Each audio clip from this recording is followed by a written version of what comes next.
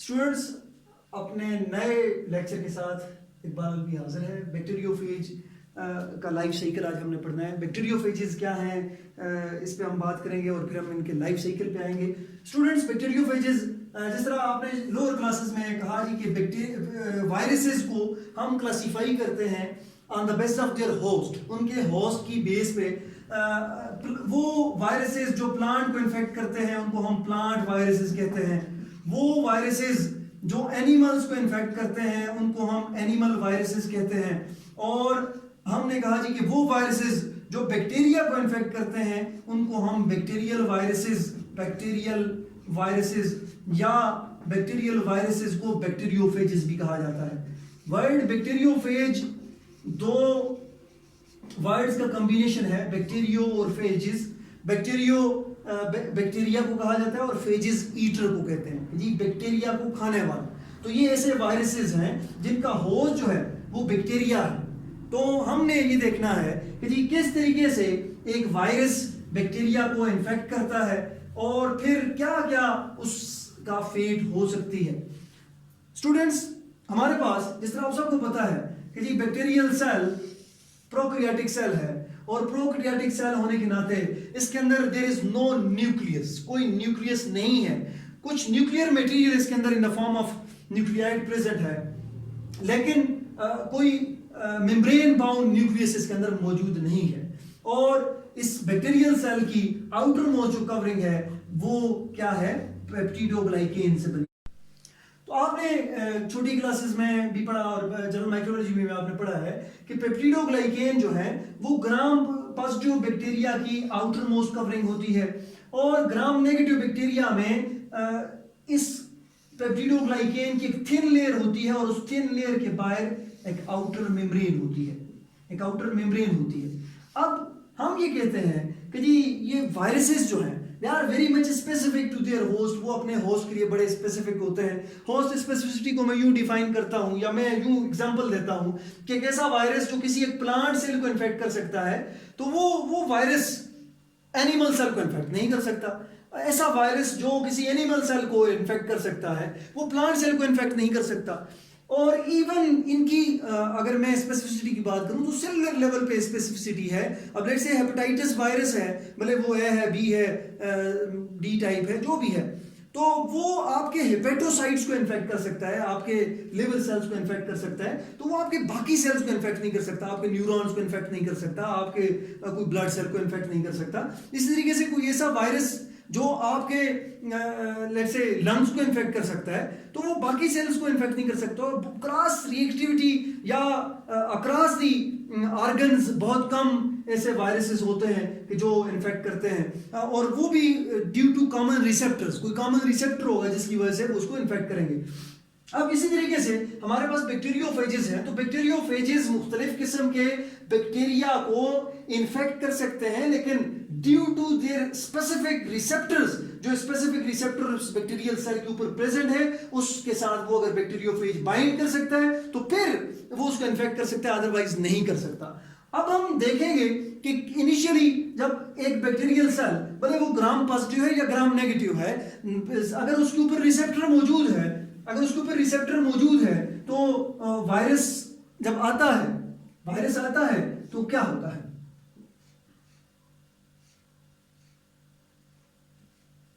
एक typical bacteriophage की structure में ड्रा कर रहा हूं।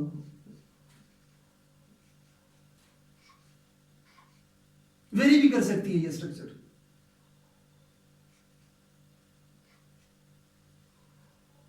स्टूडेंट्स, इसमें आप देख रहे हैं कि जी एक हमारे पास बैक्टीरियोफेज जो है ये एक कैप्सिड है, प्रोटीन का कैप्सिड है जिसके अंदर उसका जीनोम इनक्लोज्ड है, मोस्टली डीएनए। टी फेजेस की अगर हम बात करते हैं डीएनए होता है, ताहम कुछ फेजेस के अंदर आरएनए भी होता है। और ये इसकी एक टेल है और इस टेल में बहुत शीथ भी होती है और उसके नीचे इसकी एक प्लेट है और प्लेट के साथ पिन फाइबर्स अटैच्ड है। अब स्टूडेंट्स, ये जो प्लेट है इस प्लेट की बेस पे मोस्टली ऐसे पेप्टिडोग्लाइकेन डिग्रेडिंग एंजाइम्स होते हैं। Peptidoglycan degrading enzymes.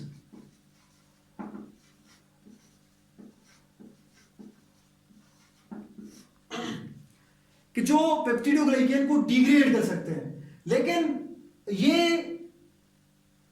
बैक्टीरियोफेज जब किसी सेल के साथ इंटरेक्शन में आता है, सबसे पहला काम ये करता है कि ये अपने रिसेप्टर को फाइंड आउट करता है। ये अपने रिसेप्टर को फाइंड आउट करता है कि जी रिसेप्टर मौजूद है या नहीं। ये रिसेप्टर के पास पहुंचता है, रिसेप्टर के पास पहुंचता है, उसके करीब जाता है, दूर जाता है, करीब जाता है, दूर जाता है। ये रिवर्सिबल प्रोसेस है, रिकॉग्निशन। फर्स्ट स्टेप जो है वो रिसेप्टर रिकॉग्निशन है, कि वो रिकॉग्नाइज कर रहा है कि जी आया ऐसा रिसेप्टर जिसके साथ मैं बाइंड कर सकता हूं, वो यहां पे प्रेजेंट है या नहीं है। रिसेप्टर रिकॉग्निशन, ये रिवर्सिबल प्रोसेस है। रिवर्सिबल, रिकॉग्नाइज कर रहा है और छोड़ रहा है, कर रहा है, छोड़ रहा है, अभी बाइंड नहीं किया। सेकंड जो स्टेप है दैट इज अटैचमेंट। अगर उसने रिसेप्टर को रिकॉग्नाइज कर लिया, रिकॉग्निशन के बाद वायरस उस रिसेप्टर की मदद से उस अपने पिन फाइबर्स और बाकी जो स्ट्रक्चर है उसकी मदद से उस रिसेप्टर के साथ बाइंड कर जाएगा। Once the virus has binded, it is irreversible. ये रिवर्सिबल प्रोसेस है। अब ये प्रोसेस आगे चलेगा तो बात बनेगी, अदरवाइज वायरस यहां पे अटैच रहेगा। अब स्टूडेंट होता ये है कि यहां पे जिस तरह अभी हमने बात की कि जी पेप्टिडोग्लाइकेन डिग्रेडिंग एंजाइम होते हैं, नॉर्मली जनरली हम उनको लाइसोजाइम की कैटेगरी में डालते हैं। लाइसोजाइम स्टूडेंट ये वही एंजाइम है कि जो आपके आंखों का जो आंसू है, पानी जो आंखों का है उसके अंदर भी मौजूद होता है। और ये अल्लाह ने एक डिफेंसिव मैकेनिज्म रखा है, ये अल्लाह ने एक डिफेंसिव मैकेनिज्म रखा है आपकी आंखों को ग्राम पॉजिटिव बैक्टीरिया से बचाने के लिए। आपकी आंखों में कोई भी ग्राम पॉजिटिव बैक्टीरिया जब जाता है तो लाइसोजाइम उसके जो पेप्टिडोग्लाइकेन्स हैं उसको ब्रेक कर देता है और बैक्टीरियल सेल वहां पे लाइस हो जाता है। अब यहां पे भी इस तरह के लाइसोजाइम प्रेजेंट है। लाइसोजाइम क्या करता है, लाइसोजाइम जब इस सेल के साथ अब अटैच हो चुका है, ये फेज, ये बैक्टीरियोफेज अटैच हो चुका है, तो लाइसोजाइम यहां पे पोर जनरेट करने की कोशिश करता है।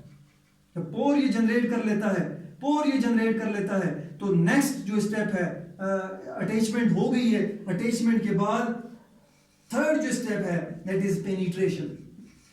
और स्टूडेंट्स कभी भी पूरे का पूरा फेज जो है वो बैक्टीरियल सेल के अंदर पेनिट्रेट नहीं करता। ये इसकी जो ये टेल फाइबर है, टेल जो है ये अंदर से हॉलो होती है, तो यहां पे बैक्टीरियोफेज क्या करता है, अपनी टेल को कंट्रैक्ट करता है। जब कंट्रैक्ट करता है एज अ रिजल्ट यहां पे एक प्रेशर डेवलप होता है, और as a result of development of this pressure ये न्यूक्लिक एसिड जो इसके अंदर मौजूद है वो मूव करना शुरू होता है और इस हॉलो स्पेस से आते इस सेल के अंदर इंटर हो जाता है। लेट से ये बैक्टीरियल क्रोमोसोम था, ये बैक्टीरियल क्रोमोसोम था, और अब इस बैक्टीरियल क्रोमोसोम, इस बैक्टीरिया के अंदर अब फेज का डीएनए भी मौजूद हो गया है, आ गया है। अब कहते हैं इस फेज के डीएनए के साथ मोस्टली ऐसे एंजाइम होते हैं, मोस्टली इसके साथ ही ये ऐसे एंजाइम जैसे प्रोटीन्स लेके आता है कि जिनकी मदद से ये इस बैक्टीरियल डीएनए को डिग्रेड करता है। अब डिग्रेड करने का मतलब ये नहीं है कि इसके हिस्से बाहर करता है, जस्ट उसको किसी स्पेसिफिक पॉइंट पे काटता है और स्पेसिफिक पॉइंट पे काटने के बाद अपना डीएनए यहां पे पुट कर देता है। अब स्टूडेंट्स ये जो डीएनए है, ये जो बैक्टीरिया का डीएनए यहां पे इंसर्ट हुआ, अब इसके बाद इस सेल के दो फेट्स हैं, दो प्रोसीजर्स इसके साथ हो सकते हैं। एक साइकिल को हम लाइसोजेनिक साइकिल कहते हैं, एक साइकिल को हम लाइसोजेनिक साइकिल कहते हैं और दूसरे साइकिल को हम लिटिक साइकिल कहते हैं। एक साइकिल को लाइसोजेनिक और दूसरे को लिटिक साइकिल। स्टूडेंट्स आपने छोटी क्लासेस में इस लिटिक साइकिल को मास्टर स्लेव रिलेशनशिप का नाम भी दिया था। मास्टर स्लेव रिलेशन कि आका और गुलाम का जो ताल्लुक होता है ये वही रिलेशनशिप है। और इस लाइसोजेनिक साइकिल को आपने गेस्ट होस्ट रिलेशनशिप कि जी मेहमान और मेजबान का जो ताल्लुक होता है ये इस किस्म का ताल्लुक है। ये जो बैक्टीरियोफेज का डीएनए इस बैक्टीरिया के अंदर इंसर्ट हो चुका है, हम कहते हैं जी कि ये जो बैक्टीरियोफेज का डीएनए है ये अपने आप को प्रोफेज की फॉर्म में रख रहा है। ये प्रोफेज है, ये कंप्लीट फेज नहीं है, लेकिन इट कैन बी कन्वर्टेड और it can encode a complete phase. तो इस वजह से अभी ये प्रो फेज की फॉर्म में है, या इसको किसी भी वायरस का जीनोम जब होस्ट के अंदर इस तरीके से इंटीग्रेट होता है तो उसको हम प्रो वायरस कहते हैं, ये प्रो वायरस की फॉर्म में एग्जिस्ट करता है। अब हम जहां तक साइकिल सेम है, पेनिट्रेशन के बाद जीनोम की इंटीग्रेशन, जहां तक साइकिल सेम है। इसके बाद हमने कहा था कि दो उसकी फेट्स हैं, दो डेस्टिनीज हैं। तो हम देखते हैं कि लाइसोजेनिक साइकिल में क्या डेस्टिनी है और लिटिक साइकिल में क्या डेस्टिनी है। सबसे पहले हम लिटिक साइकिल देखेंगे।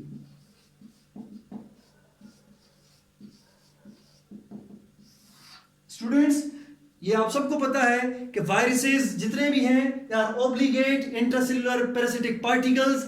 ऑब्लिगेट इंट्रासेल्युलर पार्टिकल्स हैं, उनका अपना कोई न्यूट्रिशन नहीं है, उनके पास कोई ऐसी मशीनरी नहीं है कि जिसको वो यूटिलाइज करें। वो हमेशा होस्ट के अंदर जो उसकी जितनी भी मशीनरी है वो यूटिलाइज करते हैं, भले वो ट्रांसलेशन के लिए हो, भले वो कोई न्यूट्रिशन के लिए हो, किसी भी एतबार से हो, वो सारी मशीनरी किसकी इस्तेमाल करते हैं? होस्ट सेल की इस्तेमाल करते हैं। भले वो गेस्ट होस्ट रिलेशनशिप हो या वो मास्टर स्लेव रिलेशनशिप हो, लिटिक साइकिल हो। तो लिटिक साइकिल में अब क्या होता है कि जी मैं अब बैक्टीरियल सेल के बजाय बैक्टीरियल क्रोमोसोम की स्ट्रक्चर ड्रा कर रहा हूँ कि ये बैक्टीरियल क्रोमोसोम था और इस बैक्टीरियल क्रोमोसोम के अंदर ये प्रोफेज की फॉर्म में फेज का डीएनए है। अब होता क्या है, पहले स्टेप में फेज का डीएनए इसकी ट्रांसक्रिप्शन होती है, ये अपने कुछ प्रोटीन्स की ट्रांसक्रिप्शन करता है और डीएनए की ट्रांसक्रिप्शन करता है और एमआरएनए बनाता है और एमआरएनए ट्रांसलेट होता है using the machinery of bacterial cell, इस बैक्टीरियल सेल की मशीनरी को इस्तेमाल करते हुए, और as a result of that translation वो कोई प्रोटीन्स बनाता है। और वो प्रोटीन्स ऐसे प्रोटीन्स होते हैं कि जो बैक्टीरियल सेल को ब्लॉक करते हैं। मैं कहता हूं वो ऐसे लॉक्स हैं, वो ऐसे ताले हैं कि जो बैक्टीरियल क्रोमोसोम के साथ, बैक्टीरियल डीएनए के साथ मुख्तलिफ पॉइंट्स पे बाइंड करते हैं और बैक्टीरियल डीएनए को ब्लॉक कर देते हैं, बैक्टीरियल डीएनए अनबाइंड नहीं हो सकता। अब जी ये जब सिचुएशन पहुंच गई तो अब सिर्फ और सिर्फ बाकी जो साइटोप्लाज्मिक कंटेंट है, बाकी जो राइबोसोम है, बाकी जो एनर्जी है वो बैक्टीरियल सेल की यूज हो रही है, लेकिन जो कमांड कर रहा है वो इस फेज का डीएनए कमांड कर रहा है। तो फेज का डीएनए क्या करता है, ये इसको हम कहते हैं अर्ली ट्रांसक्रिप्शन में वो ऐसे प्रोटीन्स प्रोड्यूस कर रहा है जो इनहिबिटर्स के तौर पे काम कर रहे हैं, जो इनहिबिट कर रहे हैं होस्ट डीएनए को। होस्ट यहां पे कौन है? बैक्टीरियल डीएनए है, बैक्टीरियल डीएनए को इनहिबिट कर रहे हैं। फिर लेट अर्ली ट्रांसक्रिप्शन में बैक्टीरियल सेल की मशीनरी को इस्तेमाल करते हुए फेज का जीनोम ऐसे ट्रांसक्रिप्ट बनाता है, ऐसे एमआरएनए बनाता है कि जिनमें से ऐसे प्रोटीन्स बनते हैं कि जो इसको फर्दर मुख्तलिफ किस्म के एंजाइम्स के तौर पे काम करते हैं। लेट्स से DNA polymerase, let's say RNA polymerase, ये इस तरह के एंजाइम बनते हैं ताकि ये फ्रीली अपनी मल्टीपल कॉपीज तैयार कर सके। और फिर इसकी लेट ट्रांसक्रिप्शन होती है। लेट ट्रांसक्रिप्शन में ये ऐसे प्रोटीन्स प्रोड्यूस करता है जो स्ट्रक्चरल नेचर के होते हैं। Let's say tail fibre, let's say tail plate, let's say tail proteins, let's say head protein, ठीक है। इस तरह के प्रोटीन सिंथेसाइज करता है। ऐसे प्रोटीन सिंथेसाइज करने के बाद ये क्या करता है, रेप्लिकेशन में जाता है, रेप्लिकेशन करता है। रेप्लिकेशन का मतलब कि ये अपने इसी डीएनए की बहुत सी कॉपियां तैयार करता है। जितने उसने प्रोटीन्स के छोटे छोटे कंपोनेंट्स तैयार किए थे उतनी ही अपनी कॉपीज तैयार करता है अपने अंदाजे के मुताबिक। और इसकी जब कॉपीज तैयार करता है, कॉपीज तैयार करने के बाद असेंबली होती है। असेंबली में क्या है कि जी उधर से एक हेड का प्रोटीन आ रहा है, इधर से कोई टेल का प्रोटीन आ रहा है। जितने भी प्रोटीन्स हैं ये सारे इकट्ठे हो रहे हैं, इकट्ठे होकर उसकी स्ट्रक्चर बना रहे हैं, और उनके अंदर एक एक डीएनए का फ्रैगमेंट जो इसी फेज से प्रोड्यूस हुआ था, फेज ने अपने जैसे बहुत से डीएनए बनाए थे, तो वो उसके अंदर पैक होता जा रहा है, और हम कह रहे हैं फेजेस असेंबल हो रहे हैं, और इस सेल के अंदर कुछ मिनटों बाद, depending upon the life cycle, cell to cell vary करता है, कहीं पे मिनटों की बात है, कहीं पे घंटों की बात है, लेकिन ज्यादा अरसा नहीं लेता, तो ये क्या करता है, अपने बहुत से अपने जैसे फेजेस, पूरे पार्टिकल, विरियंस इनको कहा जाता है, ये प्रोड्यूस कर देता है। अब ये यहाँ पे जब प्रोड्यूस हो गए, असेंबल हो गए जी, बहुत से फेजेस यहाँ पे अब मौजूद हैं, उनके टेल फाइबर्स, उनके हेड, ये सारी चीजें अब असेंबल हो चुकी हैं, और असेंबल होने के बाद वो अब यहाँ पे मौजूद हैं। तो अब इसने क्या करना है, बैक्टीरियल सेल को लाइज करना है और खुद बाहर निकलना है, बैक्टीरियल सेल को लाइज करना है और खुद बाहर निकलना है। तो बैक्टीरियल सेल को लाइज करने के लिए भी ये ऐसे प्रोटीन बनाता है, जिनको, जो इसी लाइसोजाइम नेचर के होते हैं, जिनको हम नॉर्मली इंडोलाइसिन और एक दूसरा कैटेगरी है होलिन, ठीक है जी, होलिन कहीं पे होता है, कहीं पे नहीं होता, लेकिन इंडोलाइसिन कि जी which can lyse the cell from inside, अंदर की तरफ से सेल की लाइसिस कर सकता है, तो इंडोलाइसिन ये प्रोड्यूस करता है और सेल की लाइसिस होती है। अब स्टूडेंट आप सोचेंगे कि जी इस बैक्टीरियोफेज के लाइफ साइकिल का बैक्टीरिया के साथ क्या ताल्लुक, तो अब हम इसको जब ट्रांसडक्शन पढ़ेंगे तो आपने उसमें इस बात को याद रखना है कि जी जब ये बैक्टीरियोफेज का जीनोम पैक हो रहा होता है, तो there are chances every 10 raised to the power 7 bacteriophages कि जी 10 raised to the power 7 का मतलब ये है कि 10 लाख बैक्टीरियोफेजेस जब प्रोड्यूस होते हैं, तो उनमें से एक बैक्टीरियोफेज ऐसा हो सकता है, एक बैक्टीरियल वायरस ऐसा हो सकता है कि जिसमें फेज के जीनोम के साथ साथ बैक्टीरिया के जीनोम का कुछ हिस्सा, भले वो 2-4 न्यूक्लियोटाइड क्यों ना हो, भले वो कोई एक जीन क्यों ना हो, वो आ सकता है। वो जब आ सकता है, अब जब ऐसा सेल, या हम ट्रांसडक्शन के अंदर पढ़ेंगे, ऐसा सेल जब किसी दूसरे ऐसा वायरस, ऐसा बैक्टीरियोफेज किसी दूसरे बैक्टीरिया को जब इन्फेक्ट करेगा, तो वो उस जीनोम का पार्ट साथ लेके जा रहा है, जो बैक्टीरिया के अंदर रिकम्बिनेशन की बायस बन सकता है, वो हम ट्रांसडक्शन में पढ़ेंगे। अभी ये था लेटिक साइकिल। लाइसोजेनिक साइकिल में ये जो हमने कहा कि जी सेल साइलेंट फॉर्म में है, सेल का जीनोम, बैक्टीरियोफेज का जीनोम यहाँ पे इनकॉर्पोरेटेड है, लेकिन साइलेंट फॉर्म में है, बाकी एक्टिविटीज बैक्टीरिया अपनी कर रहा है। जब बैक्टीरिया रेप्लिकेट कर रहा है, रेप्लिकेट करने का मतलब कि बैक्टीरियल सेल डिवाइड हो रहा है, तो उसका डीएनए डिवाइड हो रहा है, उसका डीएनए नेक्स्ट सेल तक ट्रांसफर हो रहा है। तो नेक्स्ट सेल तक जब बैक्टीरिया का अपना डीएनए ट्रांसफर होता है, साथ साथ इस फेज का डीएनए भी ट्रांसफर हो रहा होता है, और किसी भी अनफेवरेबल कंडीशंस की